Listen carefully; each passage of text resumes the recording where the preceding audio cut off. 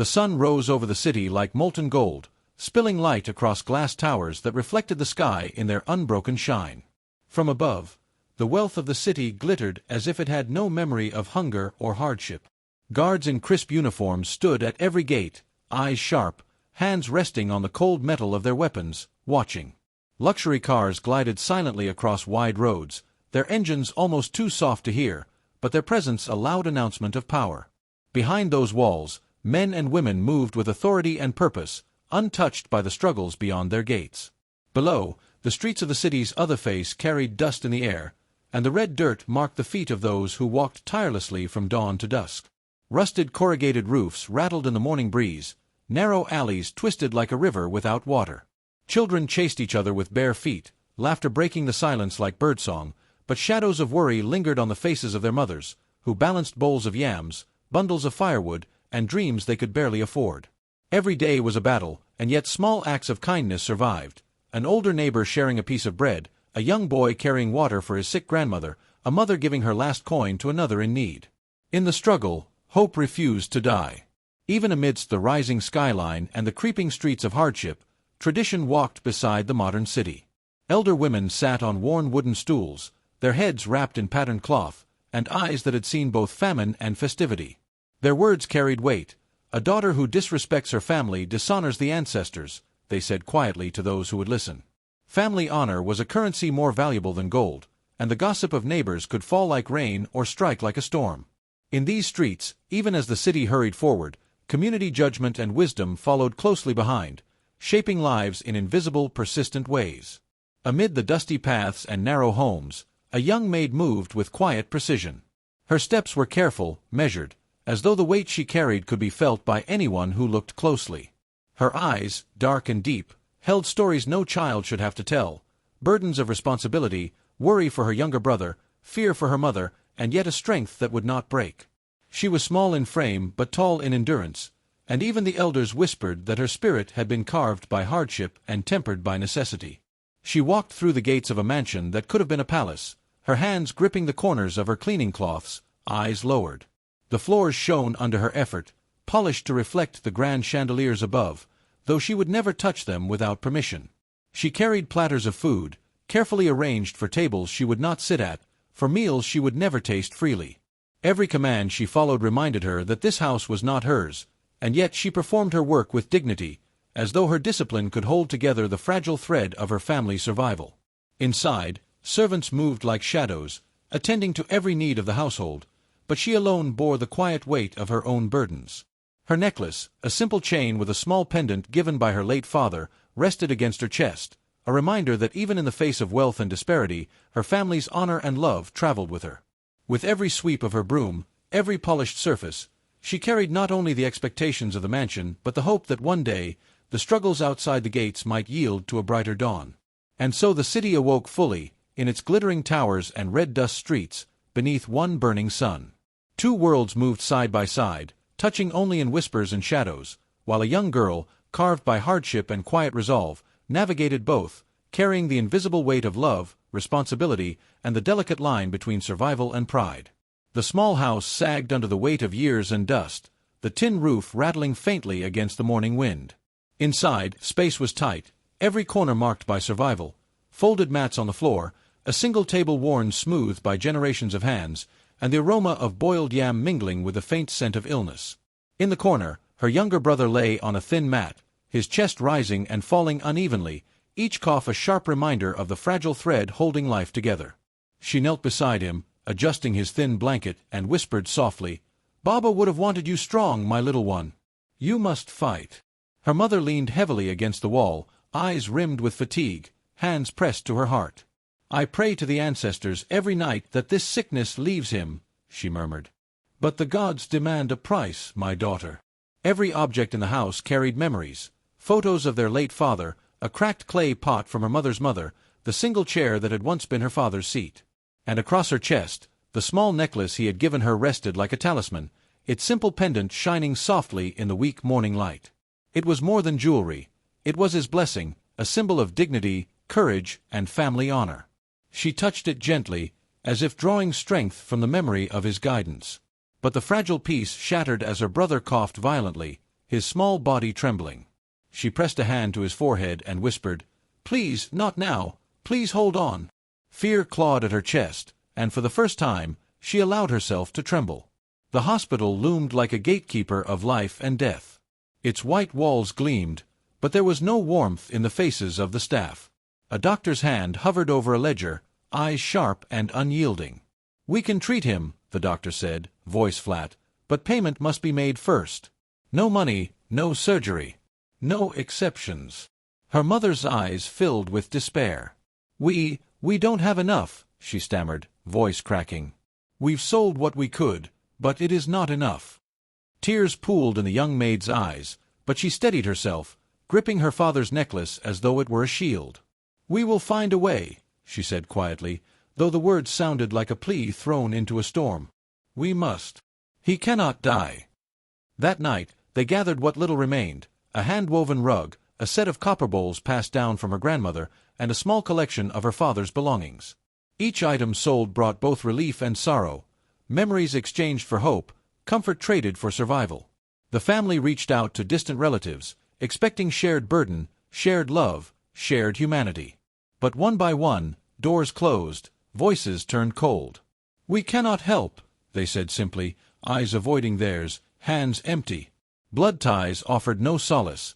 The weight of poverty had severed even family loyalty. In the quiet of that small house, the young maid sat by her brother's side, clutching the pendant of her father's necklace. "I will carry this," she whispered. "For you, for Mama, for our family. Even if the world turns away, we will endure." Outside, the red dust swirled against the walls, carrying the cries and hopes of countless others, and within the cramped, heavy house, love and resilience grew stronger than fear. The night weighed heavy over the city, the clouds swollen with rain as if the heavens themselves were mourning. Inside the small, flickering candlelight of her home, she pressed her hands to her chest, feeling the rhythm of desperation and pride collide. Her brother's shallow breathing haunted her, every cough, every whimper a sharp reminder that his life teetered on a fragile thread. She whispered into the darkness, "I cannot let you go. I will carry this burden for you." Outside, the mansion loomed like a mountain of glass and steel, silent but alive with the heartbeat of wealth. Inside, a man sat in the shadows of his office, the very air around him cold with discipline. His suit, perfectly tailored, mirrored the precision of his life, no corner left unchecked, no emotion left unguarded. They called him a man who had built empires from stone, each building and contract a testament to ambition and sacrifice. Yet even in his power, there was an emptiness, a quiet that echoed through rooms that had known laughter but now only heard his own solitary footsteps. Whispers followed him like leaves caught in the wind.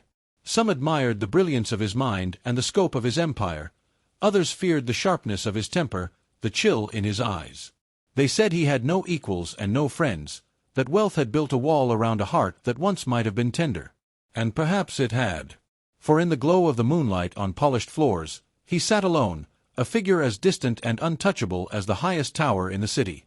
Rain pounded against the windows that night, a relentless drumbeat, as she learned from hushed conversation and a passing servant that he often drank alone, that the man who ruled companies could not silence his own loneliness. She pictured him there, staring at the ceiling, the weight of his empire pressing him down, and felt a strange flicker, a crack in the wall he had built around himself. The inner war began in her chest. Tradition spoke softly, like the elders' voices at the village square, "A woman's dignity is her shield. Guard it as your life depends on it." But poverty, desperate and cruel, whispered with a sharper tongue, "Survival is the law now. Your brother needs life more than the world needs your honor." She pressed her father's simple necklace into her hand, the pendant warm against her palm, and whispered, "Father, guide me through this night." The marble hallway stretched before her, gleaming under the soft glow of chandelier light. Each step echoed like a drumbeat, steady and solemn, marking the path that fate had carved. Her heart thudded loudly in her chest, almost louder than the rain that battered the city outside. This was not desire. This was desperation. This was love pressed into a choice that neither pride nor tradition could soften. When she reached the door, her hand hovered for a moment, trembling. The room behind it contained wealth, power, and loneliness. She breathed deeply, letting the rain wash away hesitation, and pushed the door open. Every second felt like eternity. Every heartbeat demanded courage she did not know she had. By dawn, she stepped back into the world she had always known, but it had shifted. The first rays of sunlight painted the city in muted gold, but she felt a heavier weight in her chest. She was the same body, but her spirit had changed, carved now by sacrifice and necessity. The day began, but the girl who had walked down the marble hall that night no longer existed. She had become someone different, someone marked by love, fear, and the unyielding courage of survival. Outside, the city awoke as usual, towers glittering and streets dusty. Yet within her, the sun rose on a world forever altered, a dawn that promised neither ease nor forgiveness, only the long road forward. Before the city fully woke, she slipped through the mansion's shadowed halls, each step careful, deliberate. The chandeliers above glimmered faintly in the pre-dawn light, but she did not look up. Marble echoed beneath her feet as though keeping a secret rhythm of her heart. Outside, the gates loomed, iron and immovable, yet she passed them as if stepping out of her own story, leaving behind walls of wealth, expectation, and cold judgment. The night clung to her like a second skin, whispering of sacrifice and the unknown road ahead. Her chest ached in twin burdens, gratitude that her brother might yet live, and shame that pressed into her like the red dust she had grown up with.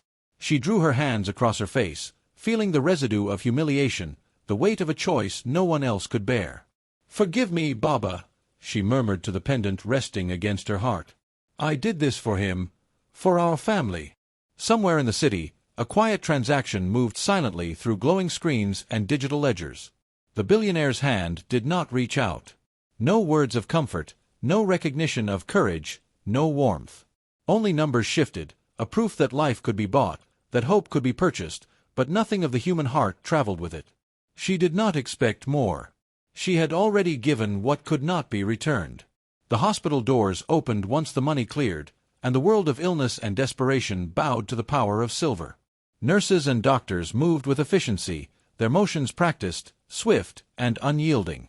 Mercy had a price, and now that it was paid, they worked as if the patient had been waiting for this moment all along. The machines hummed, monitors blinked, and the rhythmic beeping carried both tension and promise. Hours passed in a blur of antiseptic air and whispered prayers. Then, at last, a nurse's relieved smile pierced the tension. Her brother's breathing steadied, chest rising more evenly, eyes fluttering open. Her mother's hands rose in praise, words of thanks spilling over like water from a full calabash. "God has spared him," she said, unaware of the night's secret cost. Yet in the quiet corners of her soul, victory tasted bitter. She held her brother's hand, felt the life return to him, and felt her own spirit fracture softly, invisibly. Gratitude and shame mingled like morning mist, and she wondered if saving a life could also take something from the one who sacrificed. The sun began to rise over the city, casting golden light on towers and dusty streets alike, but for her, the day brought no comfort, only a quiet, aching knowledge that the cost of love is often carried alone. She moved through the mansion quietly, her eyes cast low to the polished floors, avoiding the gaze of those who might read too much into her expression. Every glance upward felt like a test she could not pass. Every spark of curiosity in others' eyes was a threat. She carried a guilt that shone brighter than any chandelier, a weight that pressed her shoulders down even as she completed the chores she had done 1,000 times before. From his office, she felt it, the subtle change in his presence. He did not speak, did not call her name, but she knew he was watching. The silence between them was unfamiliar, loaded with something she could not yet name. His gaze lingered, searching, almost hesitant, and she shifted nervously, her hands trembling as she straightened a row of polished glasses. For a moment, the man she had always known as cold, unyielding, and distant seemed less a fortress and more a man who carried burdens she could not yet understand. His eyes, usually sharp and commanding, held a flicker of something almost human, almost soft. She resisted the pull of hope. "Kindness after power has already taken its toll," she whispered to herself, pressing her father's necklace against her chest as if it could protect her from trusting too soon. Curiosity stirred elsewhere. In the servants' quarters, one co-worker glanced at another, voice barely above a whisper. "Did you hear? Someone paid for the hospital bill, all at once," she murmured, eyes widening. Coins and notes spoke louder than secrets here, carrying stories faster than lips could form words. Whispers moved like wind through the narrow hallways, bending around corners and slipping beneath doors. Eyes exchanged subtle signals, half-finished sentences hanging in the air. "I wonder, how did she manage it?" one maid asked, voice trembling. The others avoided looking directly at her, but their sideways glances, the faint rise of eyebrows, told the story more loudly than any accusation. Stories began to form in the empty spaces between words, built on imagination and fear rather than truth. Back in her own neighborhood, the murmurs traveled faster than the dust kicked up by the morning sun. Market women passed baskets with one hand while carrying news in the other, voices soft yet insistent. Neighbors leaned from doorways, eyes squinting at her small house, guessing, whispering, judging. Every cough from her brother, every step she took outside, became a part of the growing story. It was as though the city itself had chosen to watch her, to weigh her decisions, to make her private sacrifices the property of public scrutiny. She lowered her gaze even further, feeling the weight of both worlds, the silent suspicion inside the mansion and the judgment that had already begun beyond her own doorstep. She moved as if carrying invisible chains, each step a reminder that even good deeds could be twisted into tales of shame, and that honor, no matter how fiercely protected, was never entirely her own in a world eager to speak louder than truth. The neighborhood seemed to have taken on a life of its own. Women at the market leaned on baskets, voices soft but sharp, sharing scraps of news that grew taller with each retelling. Children whispered secrets they barely understood, while elders shook heads knowingly, as if the city itself were passing judgment. It was as though the community had become an elder, invisible but present, its gaze weighing heavily on every step she took. The wind carried gossip as if it were an ancestral voice, shaping destinies with its murmur, telling her that every choice she had made now belonged not just to her, but to everyone who watched. Her mother's eyes, usually gentle and soft, had grown sharper in recent days. They scanned her daughter with a quiet intensity, seeing the tremor in her hands, the shadows beneath her eyes, and the hesitation in her smile. "My child, you carry a weight I cannot name," she said one evening, voice low, almost a whisper, as if speaking too loudly might break the fragile calm. Her mother's gaze could see beyond words, reading the guilt that she had tried to hide beneath practiced patience. At the dinner mat, even the simplest meal became a trial. The wooden table groaned under bowls of steaming food, but silence stretched thicker than any cloth. Unspoken truths sat between them, heavier than the rice and stew. Every clink of spoon against plate echoed in her chest like a drum of conscience. Her mother asked gentle questions, eyes searching, but she answered with nods and murmurs, letting the weight of her secret settle quietly in the room. She fought to protect her mother's peace, choosing silence over confession, though every heartbeat threatened to betray her. Each day became a tightrope walk between truth and protection. Her mind whispered warnings. The body cannot lie forever. Sooner or later, it will speak, and the world will know what you have carried in silence. Weeks passed, marked by quiet tension. The city's rhythm continued outside, children playing, merchants shouting, the sun rising and setting over both glass towers and red dust streets. But inside her, a subtle warning began to stir. Her body, once merely exhausted from work and worry, now carried messages her heart could no longer ignore. Then, one morning, the news came like a drumbeat that shook the earth beneath her. She stood by the kitchen sink, hands trembling as she looked down at what she could not yet name. The realization struck her like a spear. She was pregnant. The world seemed to pause, the wind stilled, and even the distant market chatter fell silent in her ears. Her breath caught, and the air around her felt thick with destiny. Drums of fate had begun to beat, and the rhythm was hers to follow, whether she was ready or not. She sank into a chair, gripping her father's necklace tightly, feeling both terror and an inexplicable sense of inevitability. "So it begins," she whispered to herself, voice trembling. The future stretched ahead like an uncharted path, full of shadow and sun, and she knew that every step from now on would carry the weight of love, sacrifice, and the judgment of a world eager to measure a woman's worth. Fear clung to her chest like the dry, biting harmattan wind. Each thought of disgrace, of whispers that would chase her through the streets and alleys of her life, made her throat tighten. She could almost feel the dust of gossip coating her tongue, choking the words she longed to speak, words that might defend her or condemn her further. Every shadow in the room seemed to hold judgment, every creak of the floor a reminder that nothing would remain private for long. One night, one desperate choice, had rewritten the story of her life. The path she had once walked, so ordinary, so humble, had vanished beneath her feet.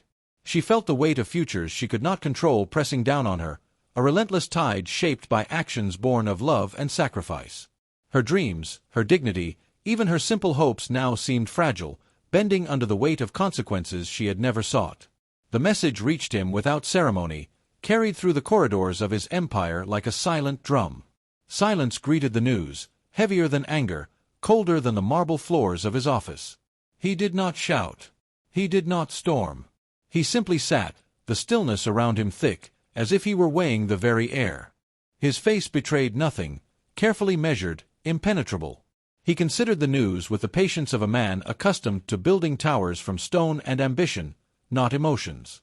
He was calculating risk, plotting survival, rather than allowing his heart to betray the storm inside. But behind that quiet mask lay a past carved from dust and hunger. He had risen from streets much like hers, from nights without food and days without hope. He had built his empire alone, brick by brick, steel by steel, learning early that softness invited ruin. Every lesson of endurance had been etched into his soul, forming a wall around his heart that no wealth alone could strengthen. He despised weakness because he had survived without it. Every tear, every act of dependence, every moment of pity he had witnessed in the world felt like a threat. And now, this unborn child, a life neither asked for nor planned, posed a challenge to the very foundation of his beliefs. His empire, gleaming and mighty, balanced precariously on a thread of reputation. Rivals waited in the wings, ready to exploit the smallest crack. A scandal could topple him as swiftly as wind topples a baobab seedling in the dry season. Every decision would be scrutinized, every misstep magnified. He spoke finally, his voice steady, measured, like a businessman discussing profit and loss rather than the life of a child. "We handle this quietly," he said, eyes locked on her, "for the sake of everyone involved. No attention. No scandal." The words landed like stones, heavy and cold. To him, the unborn child was not a blessing, but a complication, a problem to solve before it unbalanced the fragile scales of power he had spent a lifetime building. She stared at him, the weight of his proposal sinking in, and felt both fear and defiance rise like heat from the red dust streets. The fight that had begun for her brother's life had now extended into a battlefield she could never have imagined. Every choice would carry consequences, every word and silence a verdict from the world around her. She looked up at him, eyes steady for the first time in weeks. "No," she said, voice low but unshakable. "I will not. I cannot erase what is already part of life. This child is mine. I will protect it." He leaned back, surprised by the force in her refusal. The silence stretched like a river between them, thick and unyielding.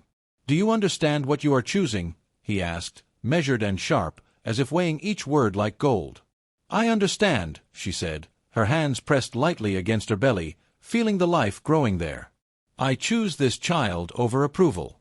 I choose it over fear. I choose it over the world, even if it means standing alone." He studied her carefully, his face calm, almost unreadable. Then, with the precision of a man who had built empires from nothing, he spoke. "If you insist on this path, know the cost. You will lose your place here. Your reputation will be questioned. Protection will not be yours." She nodded, accepting the weight of his warning like a stone she had carried in her chest for too long. Around them, the city seemed to hold its breath, as if aware that something greater than wealth or power had been set in motion. Outside, society tightened its invisible chains. Whispers grew louder in the marketplace. Eyes that once passed her unnoticed now lingered, questioning, judging. Every gesture, every glance, carried the weight of expectation, fear, and gossip. The invisible hand of tradition pressed heavily on her shoulders. But she drew a deep breath, letting the strength of her ancestors fill her. She would not bow.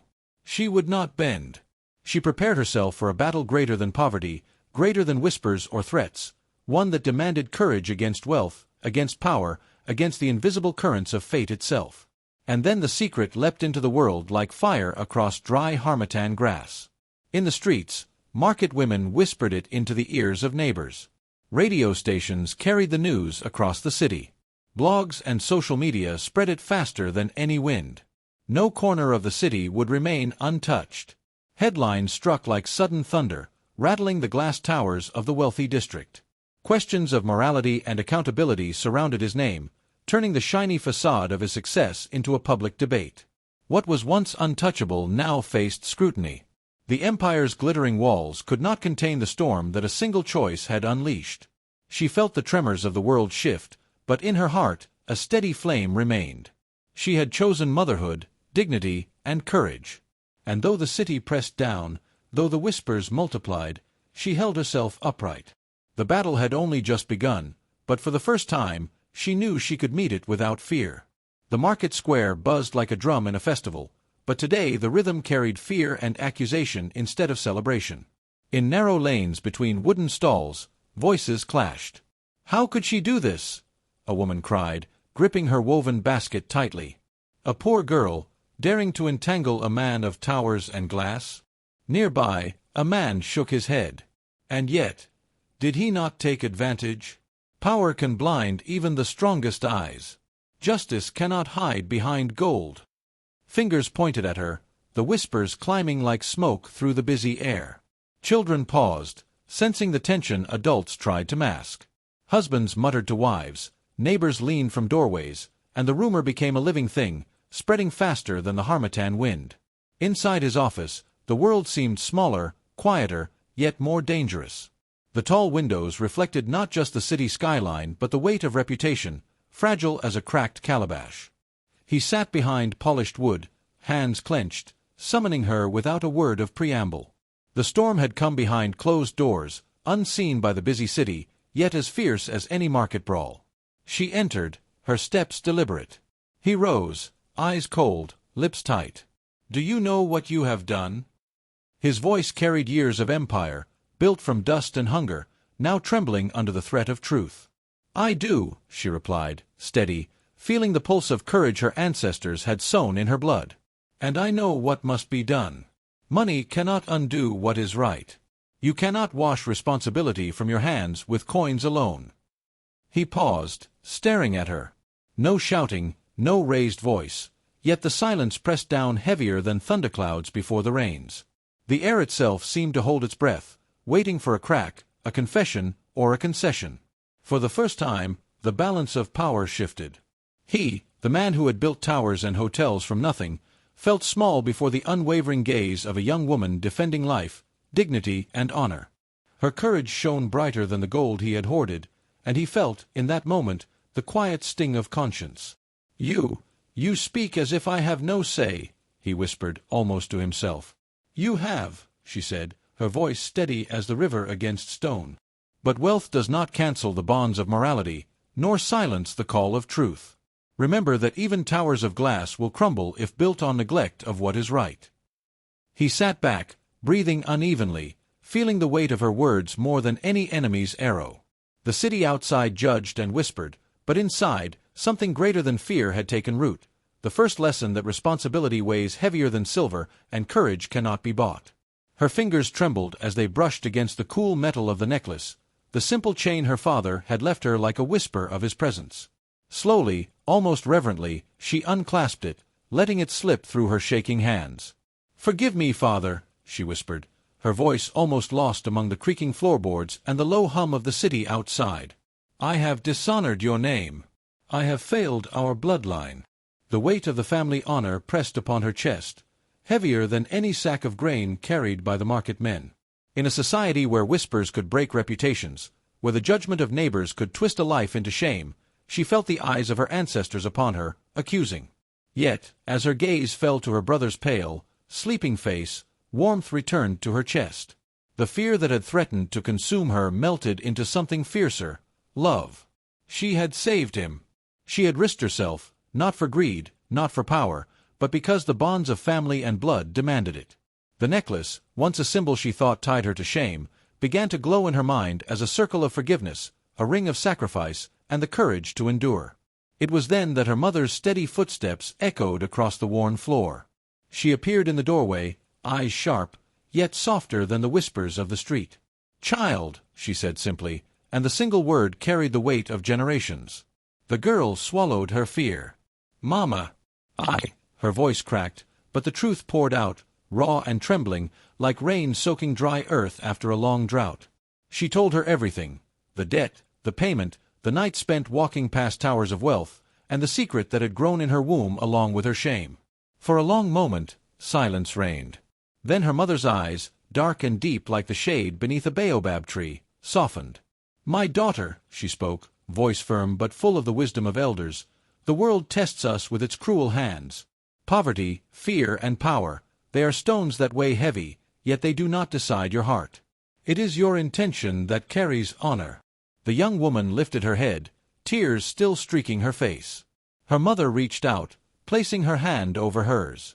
"Those who exploit, those who use power to break others, they bear shame, not you. You acted out of love.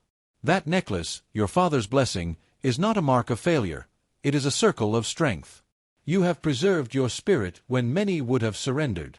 And in that quiet room, where sorrow had once pressed like a heavy cloth, relief settled like soft sunlight. Shame did not belong to the sacrificial. It belonged to those who oppressed, those who measured life in gold and silence. She was reminded that love, courage, and sacrifice carried more weight than judgment ever could. He stood before the mirrored wall of his office, the sun cutting through the glass towers like blades, reflecting not just his sharp suits, but the man he had become. His mind drifted back to a village of red dust roads, the bitter hunger in his belly, and the cold nights where hope was a flickering flame in the wind. He remembered the boy who had once counted every coin, the one who had dreamed of towers, yet never of walls that caged the heart. "How many have I ignored in my rise?" he murmured, voice tight, echoing against the silent marble. The truth pressed on him harder than the weight of his own wealth. For all his riches, the laughter of life had grown hollow, every deal had built a wall, every conquest left a space inside him that could not be filled with gold. He stared, and the man in the mirror looked foreign, a shadow of the boy who once feared being crushed by life itself. The morning sun trembled on the glass towers as he walked to the press podium. Cameras clicked like the teeth of a hungry crocodile, and the crowd of reporters leaned forward, sensing the breaking of a story. He began, voice raw, carrying the tremor of a man who had carried too much inside. "I accept responsibility. For the wrongs done.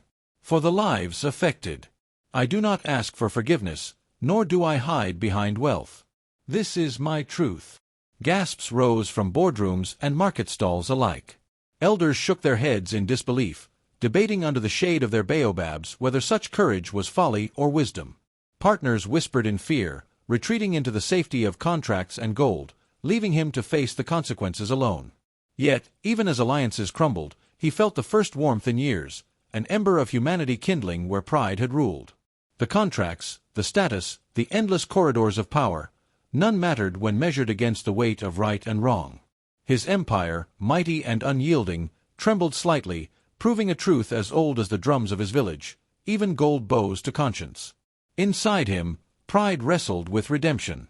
The echo of every choice made for power battled against the soft whisper of accountability. Finally, with a deep breath that seemed to draw in generations of wisdom, he took a step forward. "I will claim my responsibility, not as a gesture of image, but as a testament to what justice demands," he said, turning toward the mother and child who watched silently. The city paused, breath held, as the man of towers knelt, in heart and spirit, before what mattered most. The cost was clear: contracts would falter, allies would vanish, and his empire might fracture. Yet in that sacrifice, a new crown emerged, not of gold, but of truth. Justice, he realized, had a price, and redemption was never free, yet it was worth every trembling heartbeat and every step walked humbly under the sun. The first cry pierced the dim room like a drumbeat of life, echoing against the mud walls and tin roof. The tiny body, wrapped in a threadbare cloth, trembled in her arms. She looked down, tears slipping freely, mixing with the sweat of pain and relief. Her motherly eyes, heavy with nights of worry, now shone with a light that no darkness could touch. "You are alive," she whispered to the small life, her voice trembling but steady. Outside, the wind carried the sound, brushing against the red dust roads like a message of hope. The city hummed with its usual rhythm, honking horns, shouting vendors, and the metallic clatter of daily survival, but for a moment the chaos softened. Somewhere in the tall glass towers, businessmen paused, and traffic slowed as if the very streets respected her sacrifice. In that quiet, she felt the weight of her world lift, even slightly, replaced by a fragile but persistent thread of peace. Gone was the uniform that had bound her to endless work. Gone were the orders shouted over the marble floors of wealth she could never touch. She stepped out into the morning light, bare hands clutching her child, and felt the first gentle tug of freedom. Her back straightened, shoulders unburdened by servitude, and in her eyes flickered a dignity that no wealth could buy. "This is my life now," she breathed, as though saying it aloud made it real. Every gesture carried the story of her endurance. Lifting her child, wiping a tear, or simply breathing in the fresh air became acts of quiet defiance against hardship. Servants in nearby homes peeked from windows, witnessing the small miracle unfold, and some murmured, "See what courage can create." She had become a living lesson, a symbol that strength is born from suffering and hope from sacrifice. Far above, in his glass towers, he stared at the city that once merely served as his playground of wealth. The quiet in her life mirrored a growing quiet in his conscience. He began to change, not in grand speeches, but in decisions measured carefully in boardrooms and meeting halls. Businesses were no longer engines of profit alone. Some were redirected to serve families who had never known the relief of care. Doctors' hands, once out of reach for the poor, now reached across the city thanks to his restructuring. He opened new hospitals, funded medical foundations, and supported clinics where children could breathe freely again, and mothers could cradle their infants without fear. The empire he had built on ambition now bent toward redemption, each act like a stone laid in a path toward justice. And yet, he knew change cannot be rushed. Slowly, deliberately, he moved, like the Nile nourishing its banks leaf by leaf. The lessons of the past, the mistakes, and the boy he had once been shaped every cautious step he took toward compassion. In the quiet corners of the city, in the soft cry of the newborn, in the smiles of healed mothers and children, the world began to shift. Both the Maid and the Billionaire discovered that courage and wealth, when aligned with conscience, can heal wounds not just of bodies, but of hearts. And in that alignment, life, fragile, precious, and eternal, found its rightful rhythm once more. He spoke carefully, every word measured like a drumbeat in a quiet village. "I cannot undo the past," he said, voice low, "but I can walk with you forward. Will you marry me?" His eyes held neither command nor expectation, only respect, as if he knew that no wealth could purchase dignity. She felt the weight of his offer, not as chains, but as an olive branch, a chance to build something new on equal ground. Yet, she did not answer immediately. She understood that true love cannot be rushed by fear or need. She breathed deeply, the air filled with dust and incense from the market streets outside, and spoke softly, "I must know myself first before I can know you." Her voice carried a calm resolve, a declaration that respect and equality were more precious than a quick escape from hardship. Her choice, though quiet, carried the force of a river cutting through stone. Friends whispered that she could have accepted immediately, that relief and security were enough, but she held her ground. In that moment, her experience transformed from a story of struggle into one of empowerment, teaching that courage often grows where sacrifice is deepest. The storyteller's voice rises, weaving through the lives of the listeners. See how she stands, unbowed by despair. Even when poverty presses upon her, she chooses honor over convenience, courage over fear.